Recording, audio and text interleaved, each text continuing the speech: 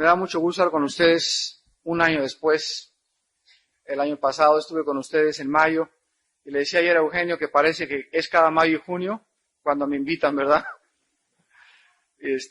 Realmente ha sido cada mes de mayo. Y ahora pues me da mucho gusto porque me habían dicho que estaba haciendo mucho calor en Guadalajara y que estaba sofocante, pero no es comparado nada con el Distrito Federal. Ahí sí está ahorita la cosa, pero es un calor seco, horrible. Y aquí han sido 3 días desde que llegué el viernes, preciosos y maravillosos. Así que hemos podido disfrutar. Dicen que cada quien ve los toros como los ve desde la barrera, ¿no? A lo mejor ustedes dicen, no, está horrible aquí el clima, pero comparado con México, de veras que está muy bonito. Antes de comenzar aquí la conferencia en esta mañana, solamente quiero compartir algo muy rápido con ustedes. En primer lugar, mi agradecimiento a Marcos Landis, a Carol, su esposa, por haberme invitado una vez más, porque ellos siguen confiando que yo sigo predicando la palabra de Dios. Yo sé que Marcos es una persona muy celosa de la palabra y que tiene mucho cuidado de invitar aquí a personas que de veras prediquen la palabra de Dios, así que yo les agradezco su confianza en nuestro ministerio. También quiero dar las gracias al señor José Martín López y a Margarita, su esposa. José Martín era nuestro administrador de Vida Nueva para México en México. Y ahora pues se vino a Guadalajara a vivir, los que no lo conozcan, José Martín, te puedes parar para que la iglesia te conozca. Y Margarita no viene contigo. Al ratito, la castigaste. Está bueno. Entonces él está ahora en Guadalajara ya viviendo, él se vino aquí a Guadalajara por cuestiones de salud, y él es el que organizó el desayuno del sábado, y está coordinando nuestros desayunos aquí en Guadalajara, en colaboración con la Iglesia Bíblica de Guadalajara. Así que cualquier cosa Vida Nueva para México, pues él está a sus órdenes, pero más que nada él está a las órdenes, ¿verdad?, de nuestro pastor Marcos Landis. Y en tercer lugar quiero compartirles algo muy triste. En estos últimos 2 días que he estado aquí en Guadalajara, pues he tenido oportunidad de salir por el centro. Ayer fui a comer con unos hermanos a Plaza Vallarta, creo que se llama Plaza Vallarta, Plaza México. Y de veras mi corazón está partido a la mitad de la inmoralidad que hay en Guadalajara. Es increíble, miren, se los digo con todo mi corazón. Yo voy a México 3 veces a la semana al Distrito Federal. Pero lo que he visto en esta ciudad, en un año, es un cambio radical en la inmoralidad. Era un desfile de muchachas el centro y Plaza Vallarta y Plaza México, de minifaldas, escotadas, besándose, acariciando, siendo manoseadas, pero era una tras otra, tras otra, tras otra, tras otra. Y de veras, anoche que oraba yo le decía, Dios mío, Guadalajara necesita una campaña de 3 o 4 días especial para la juventud, porque de veras la juventud está perdiéndose en esta ciudad. Es un ataque a la inmoralidad gravísimo. Y ustedes que a lo mejor ya viven aquí no se han dado cuenta, pero yo que vengo de la Ciudad de México, me espantó el alto índice que existe en Guadalajara de estos problemas. Y ojalá que todos ustedes como iglesia oren y puedan comenzar, ¿verdad?, a educar a las muchachas principalmente en este sentido, para que ellas no pierdan su virginidad ni queden embarazadas antes de tiempo. Ya leímos nuestro pasaje en Hebreos capítulo 3 en esta mañana. Y en este pasaje que leímos de Hebreos, quiero agregar el capítulo 4 de Hebreos, versículos del 1 al 3, el 5 y el 6. En Hebreos 4, el escritor a Hebreos dice, temamos.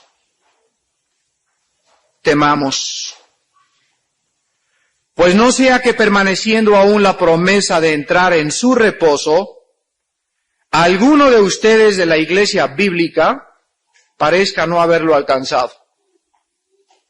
Porque también a nosotros se nos ha anunciado la buena nueva como a ellos. ¿Quiénes son ellos? El pueblo que vagó 40 años en el desierto.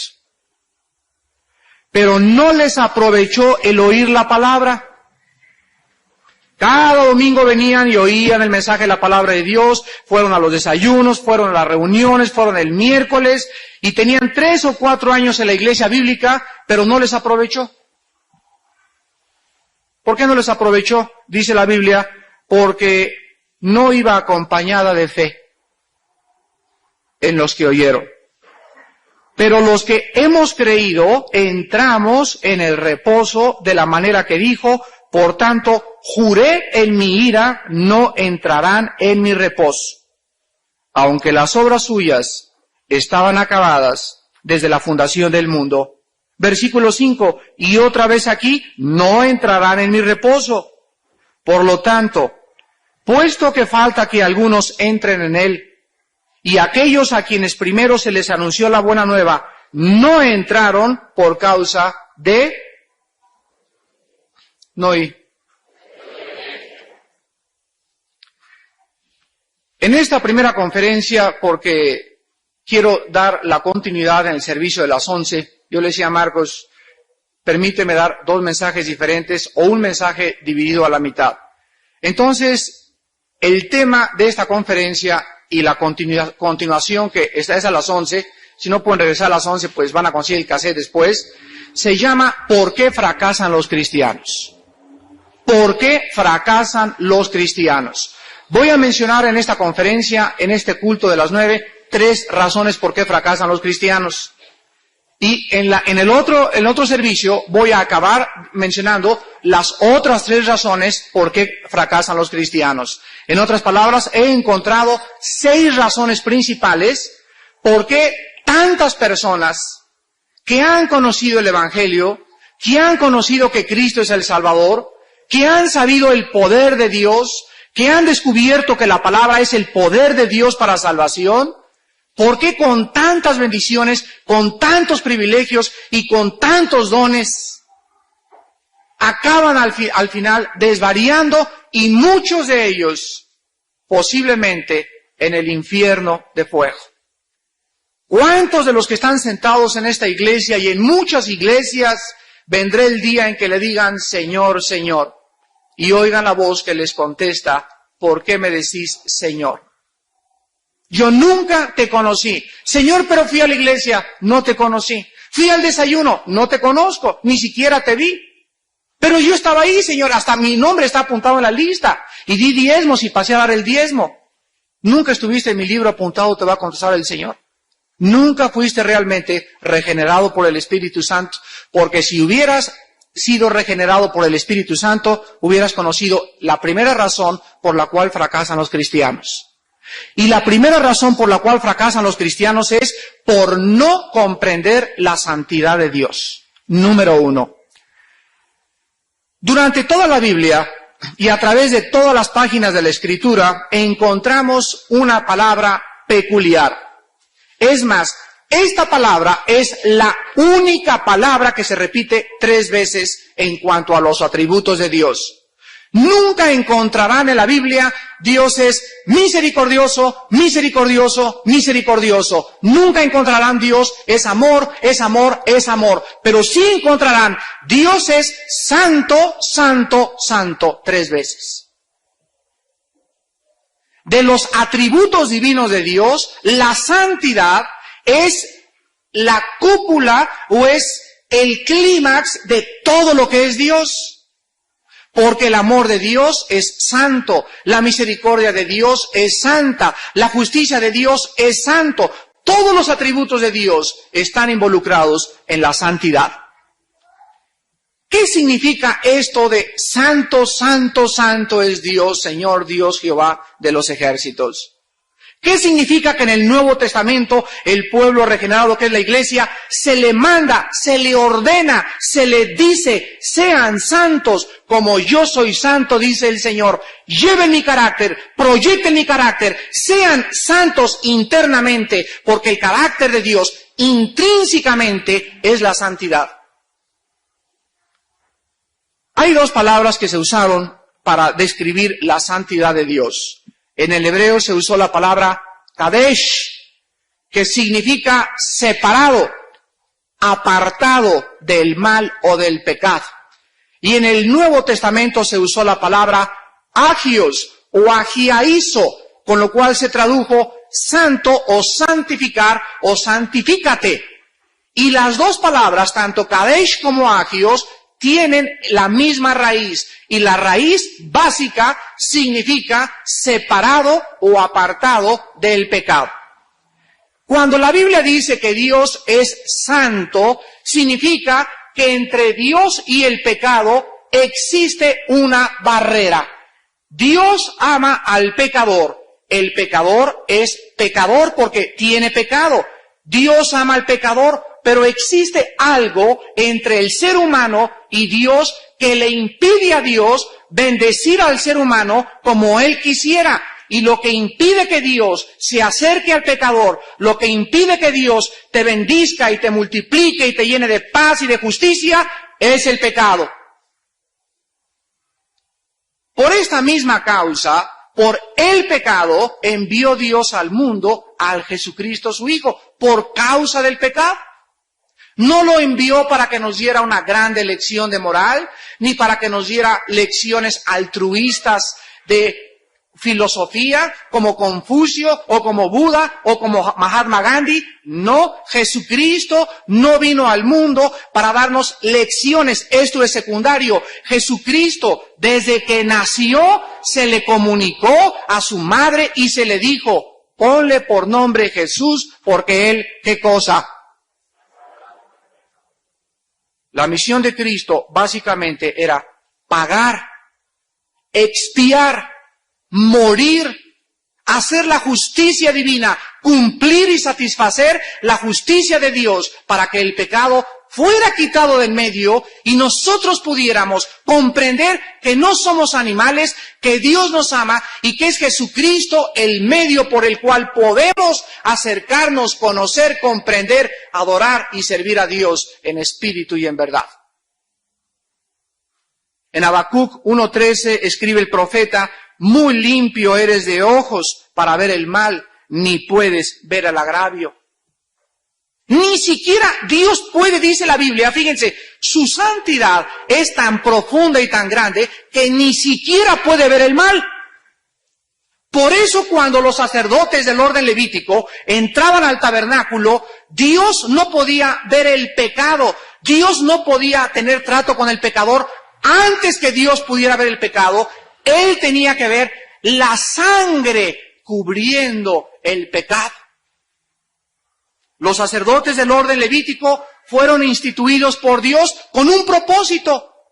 ¿Cuál fue el propósito del establecimiento del sacerdocio levítico en el Antiguo Testamento? Bueno, el propósito era la santidad de Dios. El ser humano, Dios le dijo a Moisés, mira Moisés, no te imaginas cómo amo a ese pueblo, no te imaginas las ganas que tengo que ellos me conozcan también, pero sabes una cosa, que ellos no se pueden acercar a mí. ¿Por qué, Señor? Porque tienen pecado en su vida y yo soy santo. Moisés le dice, entonces, ¿cómo se puede solucionar el problema? Moisés construye un tabernáculo. Y en ese tabernáculo va a estar tipificado, va a estar de una forma parabólica, de una forma de retrato, va a estar representado, va a estar simbolizado, ¿qué cosa? Va a estar simbolizado dos cosas, mi santidad y la redención mediante la sangre de mi Hijo Jesucristo.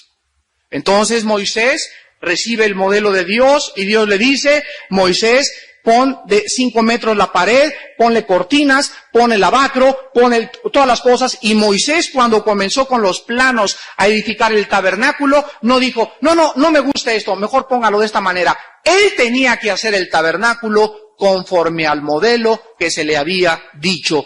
Cuando acabó el tabernáculo, ¿saben ustedes qué cosa es lo más grandioso? Que en la construcción del tabernáculo, la primera pieza que se puso y la construcción donde comenzó la obra, comenzó del propiciatorio hacia afuera.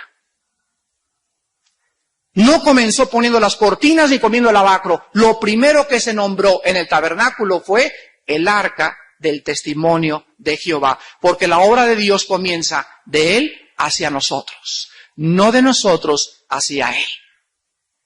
El sacerdote entraba una vez al año en el día de la expiación, el día famoso de Yom Kippur, a expiar el pecado. Y en ese momento el sacerdote entraba, vaciaba la sangre sobre el propiciatorio, Dios veía la sangre y Dios le decía al sacerdote, los pecados de las demás personas han sido cubiertos, pero no perdonados, porque jamás el pecado se perdonó hasta que el Mesías muriera y expiara con su sangre preciosa el pecado de todos nosotros. Entonces, todo el sistema del tabernáculo nos hablaba y nos habla de la santidad de Dios. La santidad de Dios no solamente significa que Él no puede ver ni participar con el pecado, sino que la santidad de Dios también significa que Él tiene que castigar el pecado. A ver, lo voy a volver a repetir. La santidad de Dios significa, escúchame muy bien, que no hay un pecado en tu vida, ni en mi vida, uno solo, no hay una mentirita blanca, no hay un pensamiento, no hay algo que tú no hayas hecho que Dios no lo tenga que castigar. Por esta razón, dice Hebreos 10:29, ¿cuánto mayor castigo pensáis que merecerá el que pisoteare al Hijo de Dios y tuviere por inmunda la sangre del pacto en la cual fue santificado e hiciere afrenta al Espíritu de gracia? ¿Ustedes creen que la muerte de Jesucristo fue un juego? ¿Ustedes creen que la muerte de Jesucristo es solamente algo simbólico? ¿Ustedes creen que, por ejemplo, dentro de la Iglesia Católica, cuando se celebra la misa, la repetición de ese sacrificio puede quitar el pecado? Es una de las blasfemias más grandes que existe, el sacrificio o la misa católica. Un día un padre me lo encontré y me quiso debatir y me dice, el mismo Cristo que tiene usted tengo yo. Y le dije, un momentito, el Cristo que ustedes adoran no es el Cristo de la Biblia. ¿Cómo no? Y les dije, no, porque ustedes no creen que por una sola ofrenda, por un solo sacrificio, nos hizo perfectos para siempre. Y él me dice, ¿y por qué usted me dice eso? Yo les digo, porque ¿qué cosa es la misa? La misa es, de acuerdo al Segundo Concilio de Trento, la repetición del sacrificio de Cristo por los vivos y por los muertos. En otras palabras, cada vez que ese hombre entra y ofrenda y convierte el pan y el vino, él está realmente matando a Cristo y diciéndole a la gente, los que vengan a la misa son perdonados de sus pecados. Pero ¿qué dice Hebreos 9:10? Que con un solo sacrificio, con una sola ofrenda, por medio de un mejor pacto, Jesucristo nos ha presentado una vez y para siempre, y mediante esta voluntad hemos sido santificados. Escúchenme muy bien, hemos sido santificados no mediante ritos, ni peregrinaciones, ni sacrificios, ni ceremonias repetitivas. Hemos sido santificados para siempre mediante la ofrenda de Cristo hace 2000 años. Muchos de ustedes creen que pueden burlarse de Dios. La gente allá afuera, ¿saben ustedes por qué vive como vive? ¿Saben por qué están esas muchachas como viven aquí en Guadalajara? ¿Saben por qué hay tanto narcotráfico? ¿Saben por qué las cosas que están pasando? Simplemente porque dice Romanos 3, no hay temor de Dios delante de sus ojos. Pero ustedes, ¿se puede decir lo mismo de nosotros que hemos conocido a Cristo? ¿Se puede decir que nosotros que hemos conocido la verdad y que Dios es santo y que Dios va a castigar nuestro pecado, ¿se podría decir que podemos seguir en pecado? Claro que podemos caer en pecado cuando Dios nos salvó y envió a su Espíritu Santo y nos regeneró y nos justificó y nos lavó con la sangre de Jesucristo. ¿Ustedes creen que Dios sabe que somos ángeles? Tú me puedes decir, señor Alducin, pero es que yo sé que Dios es santo, pero mire que sigo cayendo. ¿Tú crees que Dios no lo sabe que sigues cayendo? Quiero que recuerden lo que les voy a decir. Dios no busca cristianos que no pequen, pues todavía no somos ángeles. Pero sí busca cristianos que tomen en serio el pecado. Dios sabe que tú eres débil y Dios sabe que yo soy débil. Dios sabe que de aquí a que venga la glorificación vamos a tener muchas caídas. Pero lo que Dios sí realmente busca en mí y en ti es que cuando pequemos, y si alguno hubiere pecado, abogado tenemos para con el Padre a Jesucristo el justo.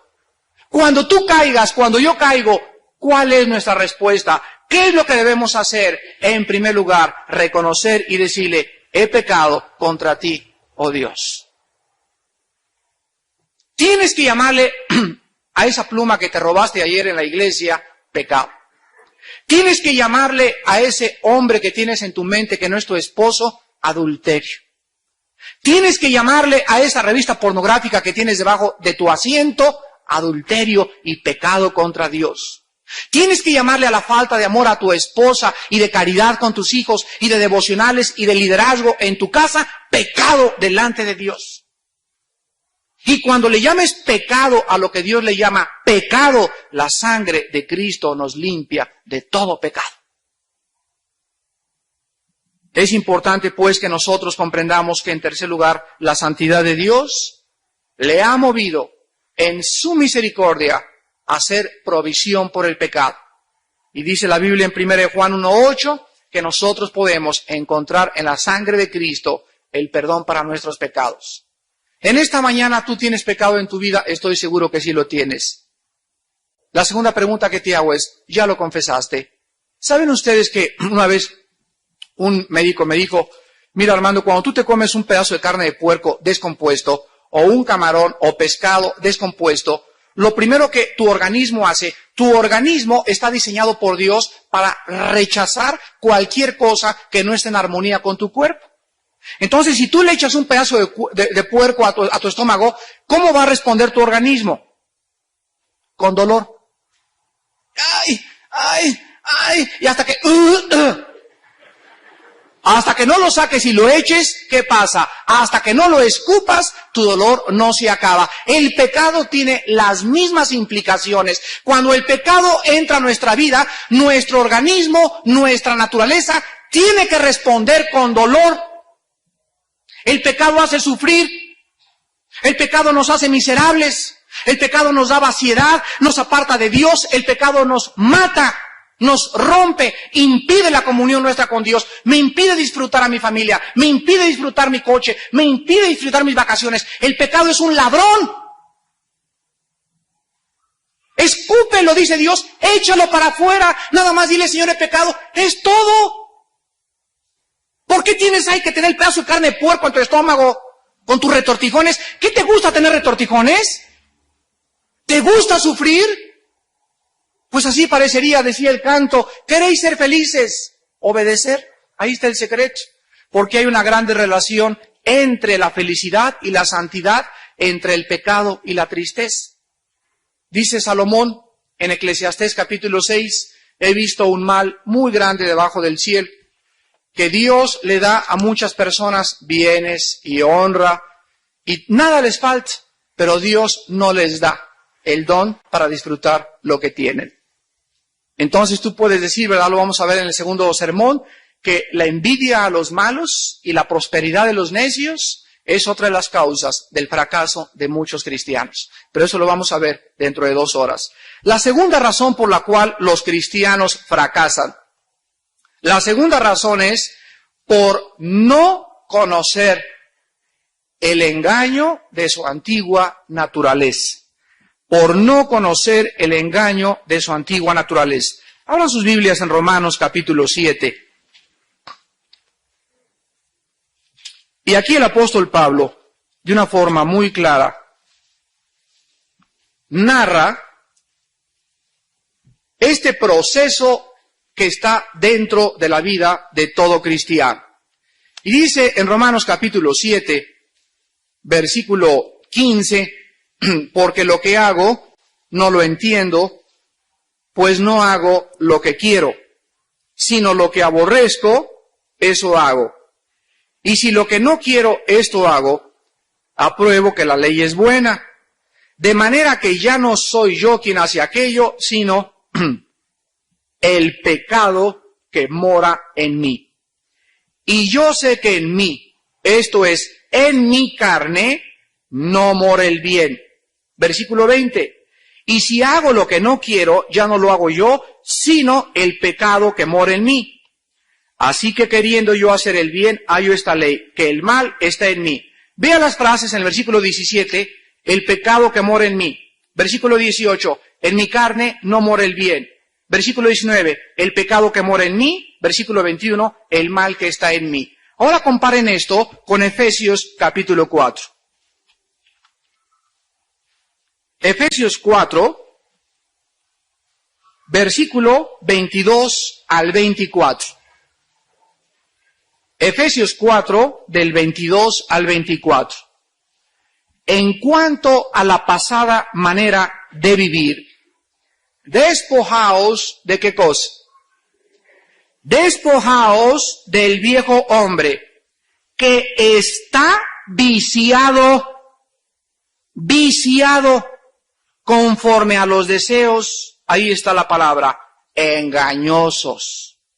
Y renovaos en el espíritu de vuestra mente, y vestíos del nuevo hombre, creado según Dios, en la justicia y en la santidad de verdad. Y vean también Colosenses capítulo 3, versículo del 9 al 10. No mintáis los unos a los otros, habiéndoos despojado, ahí está otra vez, del viejo hombre con sus hechos, y revestidos del nuevo, el cual conforme a la imagen del que lo creó, se va renovando hasta el conocimiento pleno. La Biblia enseña de una forma muy clara que en Romanos 6, versículo 6, que cuando Jesucristo moría en la cruz del Calvario, cuando yo lo acepto 2000 años después como mi Salvador y mi Señor, la Biblia dice que en ese momento algo misterioso pasó en esa cruz. Porque cuando yo nací de mi madre y de mi padre, nací con la naturaleza de mi madre y de mi padre. Si ustedes leen en el Génesis, dice la Biblia, Dios creó a Adán a su imagen y semejanza. Pero en el capítulo 5 en adelante dice la Biblia que los descendientes de Adán nacieron conforme a la imagen de Adán. O sea, de Adán para adelante, toda la raza humana nació con una enfermedad llamada pecado. Y cuando yo nací de mi padre y mi madre, dice David en el Salmo 51, en pecado, mamá, me engendraste. Es lo que la Iglesia Católica le llama el pecado original. Cuando yo crezco, me doy cuenta de esta naturaleza. Y cuando recibo a Jesucristo, dice la Biblia que esa naturaleza, pongan atención, que yo heredé de mis padres, el viejo hombre, Dios lo agarra y lo condena y lo pone en la cruz y lo crucifica, y Dios me enseña en su palabra que cuando Cristo muere, mi antigua naturaleza, la que heredé de mis padres, ha sido juzgada y condenada en la carne de Cristo. Cuando Cristo fue sepultado, mi antiguo Armando fue sepultado con él. Y cuando Dios levanta a Cristo, me levanta juntamente con él. Esto se llama una posición delante de Dios de santidad. Pero ¿saben una cosa? Que en la experiencia me doy cuenta que sigo pecando. Dios me considera muerto a mis pecados. Y he sido justificado y no hay condenación para mi vida. Cristo llevó mi juicio, pero todos los días peco, ¿no es cierto? Entonces la Biblia dice que aun cuando Dios nos quitó la culpa del pecado, esto es la justificación, Dios no nos quitó el pecado dentro de nosotros en cuanto a su acción. Pablo comienza a vivir la vida cristiana y dice, todavía dentro de mí me siguen gustando los pimpollitos. Todavía siento de vez en cuando que quiero ver algo de pornografía. De vez en cuando me dan ganas de tener un coche más lujoso que el que tengo. De vez en cuando codicio. De vez en cuando, Dios mío, ¿pero qué no soy un ángel? No, no nos ha hecho ángeles Dios.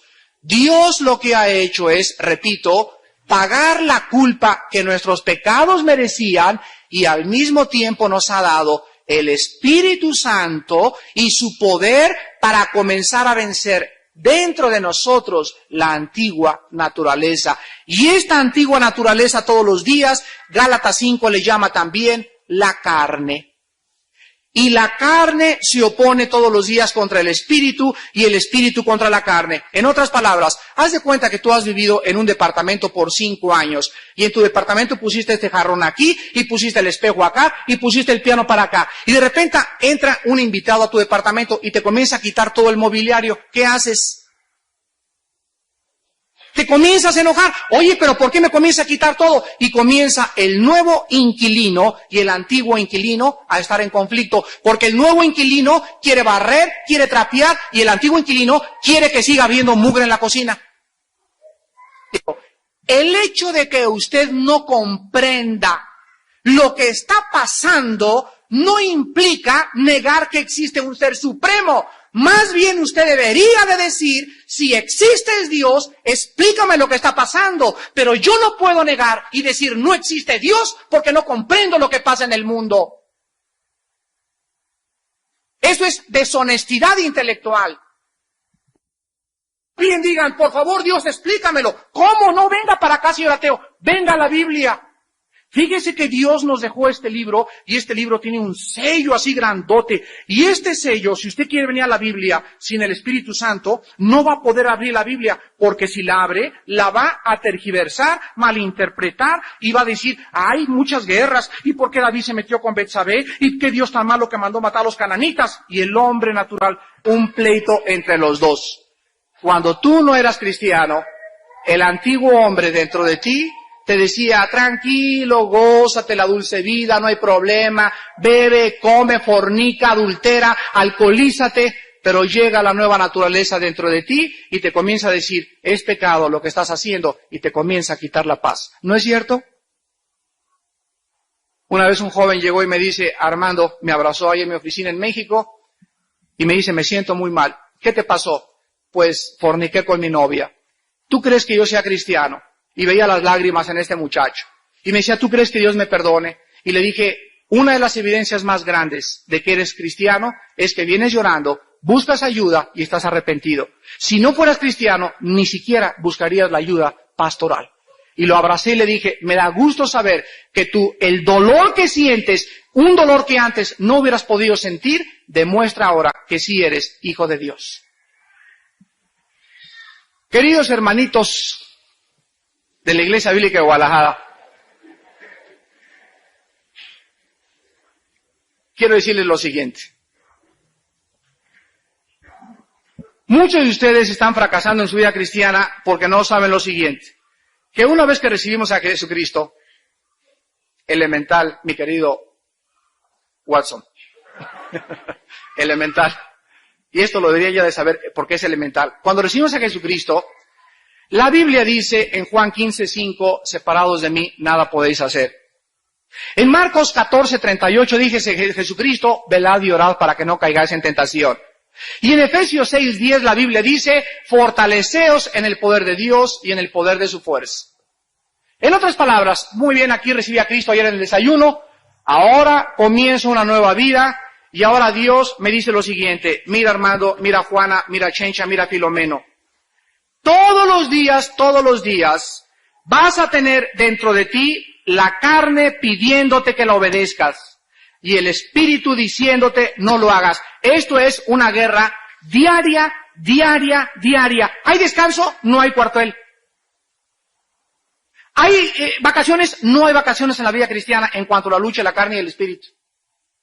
Ni una hora, ni una. Y cuando me esté muriendo, ahí agonizando en tu cama, la carne te va a seguir diciendo, dame. Señor, está difícil la vida cristiana. Entonces, lo que tienen que hacer ustedes para tener victoria en la vida cristiana es todos los días levantarte y mi palabra es mi fuente de energía. Venir bajo la palabra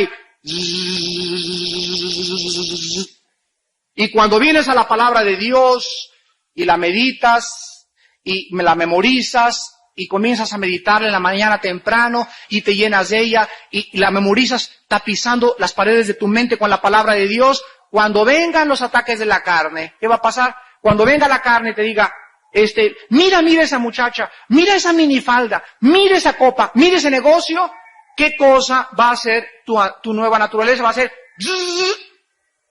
la va a rechazar. Pero si tú no cargas las baterías todos los días, y si no oras, y si no estudias, ni memorizas, ni meditas, ¿qué va a pasar? Va a pasar que cuando venga la tentación, te vas a ir con doña tentación. ¿Por qué? Porque estás débil. Y no puedo vivir. Está re difícil para mí no fornicar. Y está re difícil para mí dejar de fumar. Y claro que está difícil. Por eso Dios envió a Cristo. Para que nos diera fuerza y venciéramos la tentación en Él. ¿Ya lo comprendieron, hermanitos? El engaño de creer que puedes vivir la vida cristiana sin orar todos los días. El engaño de creer que puedes vencer al diablo en el poder de la carne. El engaño de creer que puedes ser un buen esposo, un buen padre, un buen doctor, un buen arquitecto sin Cristo. Él dice, separados de mí, ¿qué cosa dice? No oigo nada. Eso significa matemáticamente cero. Nada. Ni ir a la esquina, no vayas a la esquina sin mí, Armando. ¿Puedo subirme al edificio? Sin mí no te subas. ¿Puedo encargar otro bebito? Sin mí no lo hagas. ¿Puedo comprar un coche? No hagas una decisión sin mí. ¿Puedo buscar novia? No lo hagas tú, déjame traértela yo. Separados de mí, dice, cero podéis hacer. Hermanos, tenemos que comprender esto. Tenemos que comprender que la carne nos engaña. ¿Y saben ustedes en qué consiste el engaño? El engaño consiste en hacernos creer que podemos vivir la vida cristiana sin la ayuda de Dios. Ese es el engaño. Y en tercer lugar y último lugar, la tercera razón por la cual los cristianos fracasan es porque no tienen temor de Dios. ¿Cuántos de ustedes saben lo que significa temor de Dios? Cuando hablamos con gente no cristiana, la gente cristiana me dicen, ay, pues yo no le tengo miedo a Dios. Y cuando hablamos del temor de Dios, la gente no sabe lo que es temor de Dios. ¿Saben ustedes lo que es el temor de Dios? Apúntenlo. Y mándenle a hacer un marco y ponlo a la entrada de tu puerta, de tu casa, de tu coche. Y mándate una placa así y tatúatela con rayos láser aquí en la frente. El temor de Dios es la conciencia continua de que Dios nos ve. Y que Él nos pagará conforme a nuestras obras.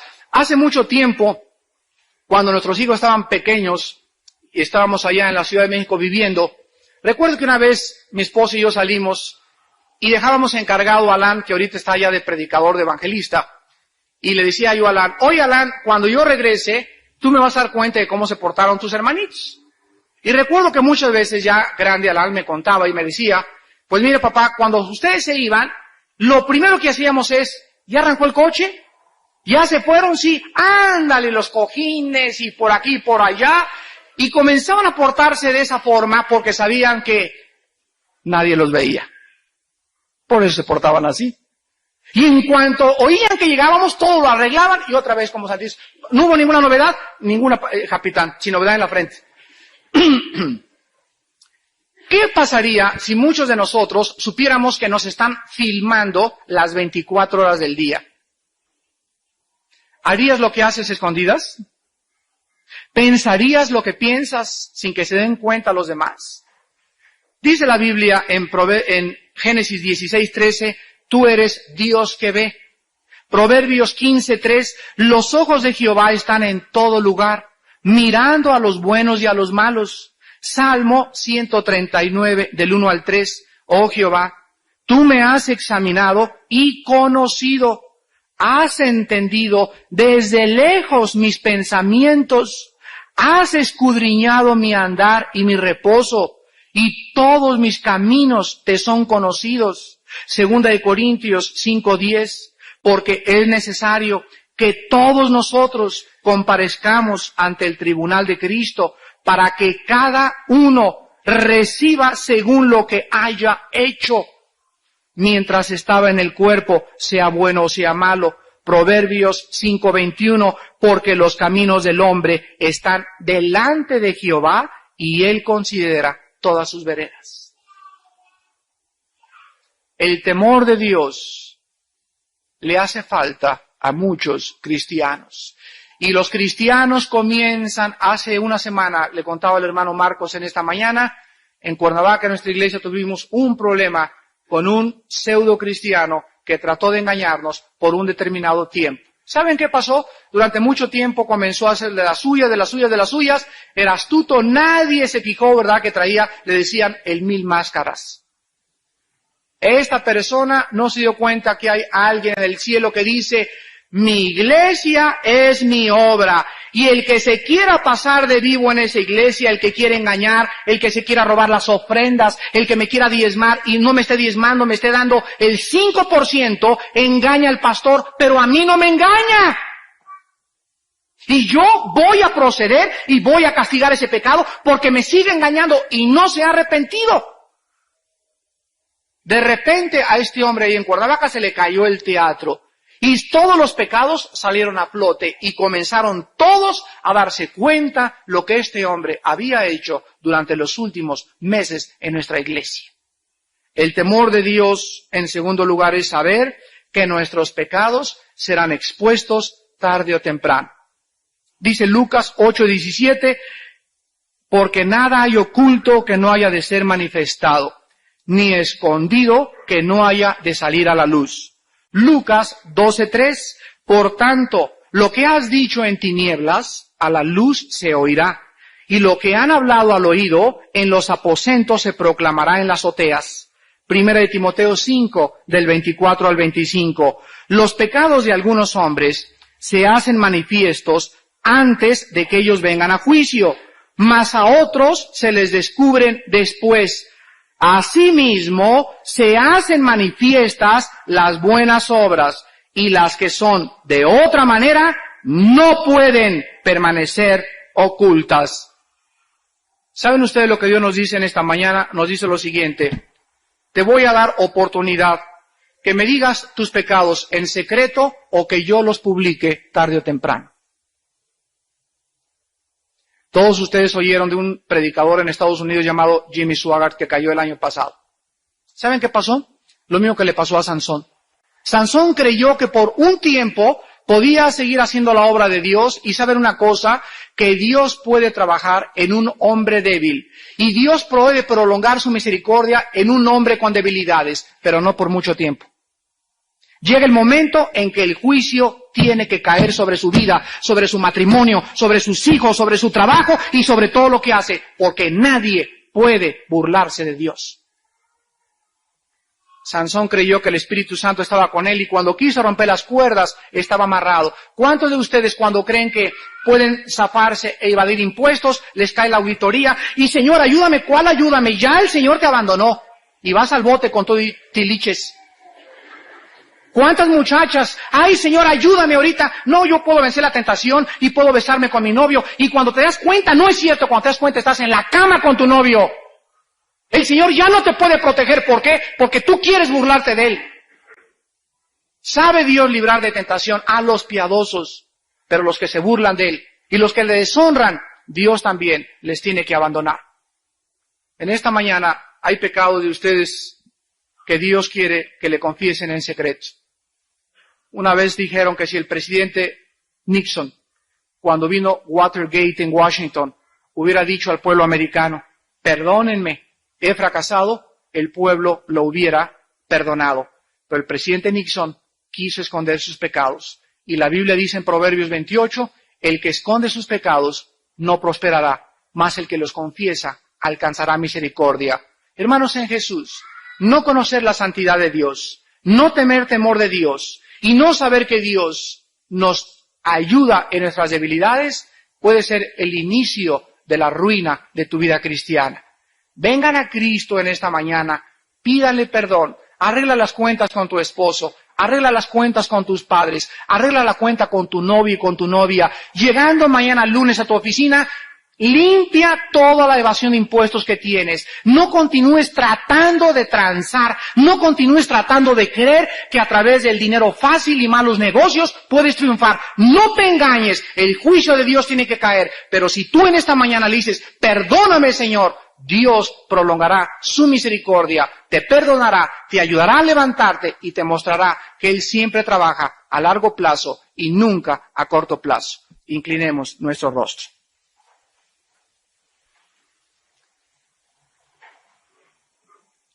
Tú eres un Dios santo, santo, santo, Señor Dios Padre, todopoderoso. Es esta santidad tuya, tal vez demasiado profunda y muchas veces incomprensible, la que nos ha mostrado tu infinito amor al haber enviado a Jesucristo tu Hijo a pagar y expiar por algo que nosotros jamás hubiéramos podido obtener por portarnos bien, ni por nuestras buenas obras, ni por nuestras peregrinaciones, ni por nuestros sacrificios, ni ritos, ni cuaresmas, ni viernes primeros, sino por la sangre preciosa de Jesucristo nuestro Señor. Padre Santo, tú nos dices, sean santos, entiéndanlo. Sean santos porque van a ser felices. Pero el que no entiende esto tiene que ser disciplinado. ¿Para qué? Para participar de tu santidad. No podemos estar cerca de ti y vivir como nos da la gana. Si vivimos cerca de ti, vivimos una vida de sujeción y de obediencia a tu ley. Te damos gracias, Padre Santo, porque tu palabra nos descubre que la carne es engañosa. Y la carne nos hace creer que el sexo se puede disfrutar fuera del matrimonio. La carne nos hace creer que podemos tener una mujer que no sea nuestra esposa. La carne nos hace creer que podemos evadir impuestos sin que nadie nos agarre. La carne nos hace creer que podemos hacer tranzas, fraude y robo en nuestros negocios, mientras seamos listos e inteligentes, pero tú nos estás viendo. Y tú nos vas a dar conforme a cada movimiento que hagamos. Por eso, antes de tu juicio, tu paciencia es tan grande y tan grande que nos dices, arrepiéntanse. Si no te he castigado ha sido por mi misericordia, entiéndelo. Pero llega el momento que ya no podré prolongar mi amor contigo y tendré que juzgarte, como juzgué a mi hijo y no lo perdoné por causa de tus pecados. En esta mañana, hermanos en Jesucristo, arrepiéntanse de sus pecados. Vivan una vida sincera con una fe no fingida. No le trates de robar a Dios con tus diezmos. No le trates de robar a Dios con tu tiempo. No le trates de engañar a Dios ni robarle a Dios. Las bendiciones que quiere darte y que quiere derramar desde el cielo en esta mañana, pero que tus pecados le han impedido que tú puedas disfrutar esta vida como Él quiere que la disfrutes. Y en este momento, si hay algún pecado escondido que has venido apapachando, que has venido ocultando, te pido por el amor de Dios que en este momento lo confieses en secreto a Él y lo saques de tu vida. Antes de que te envenene más, antes de que acabe con tu propia familia, antes que acabe con tu propio futuro, nadie puede burlarse de Dios. Gracias, Padre, por tu palabra, por Jesucristo nuestro Señor. Hoy que tu vida ha sido preparada por el Espíritu Santo, alguien más en esta tarde quisiera ponerse de pie y recibir a Jesucristo como su Salvador. Muchas gracias. ¿Alguien más? Gracias a Dios. Todos ustedes que están puestos de pie, quiero que se queden de pie por unos momentos. Le voy a pedir a nuestro hermano Patricio que pase a darles algunos consejos preliminares de su vida cristiana. En este momento también les vamos a pasar a regalar una Biblia para que comiencen ustedes a estudiarla todos los días y a leerla. Y escuchen estos primeros consejos de su vida cristiana con mucha atención. Que la paz y la gracia de Dios sea con ustedes y que algún día formen un hogar feliz por la gloria de Cristo.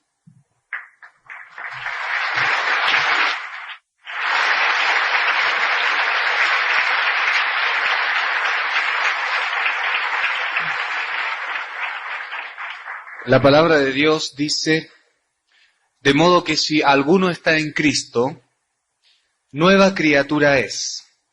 Las cosas viejas pasaron, he aquí son todas hechas nuevas. Y lo primero que ha hecho Cristo en esta tarde, ahora que tú has decidido recibirle en tu corazón como tu Salvador, es perdonar tu pecado. Eso es la salvación. el perdón del pecado que tú sabes. Cristo lo borró con su sangre y te libró de la condenación del infierno. Esa es la salvación. Te salvó de ir al infierno, pero ahora vas al cielo por su perdón. Él te ha perdonado los pecados y ahora comienzas a ser un verdadero cristiano, porque Cristo está en ti. No un religioso. No vienes a una religión, sino a tener una relación con Dios personal, sincera, espontánea, a través del Hijo de Dios. Y la Biblia dice, he aquí el Cordero de Dios que quita el pecado del mundo. Yo te animaría a que tú pongas allí en lugar de la palabra mundo, pongas tu nombre. El versículo quedaría, he aquí el Cordero de Dios que quita el pecado de Juan, José, María, Teresa, ¿cómo te llames? Sí, Él te perdonó los pecados. En segundo lugar, el Señor no solamente te ha perdonado los pecados, sino que también te promete un lugar en el cielo. Y puedes vivir con esa seguridad que un día vas a ir al cielo. El Señor Jesucristo dijo allí en el capítulo 14 de San Juan.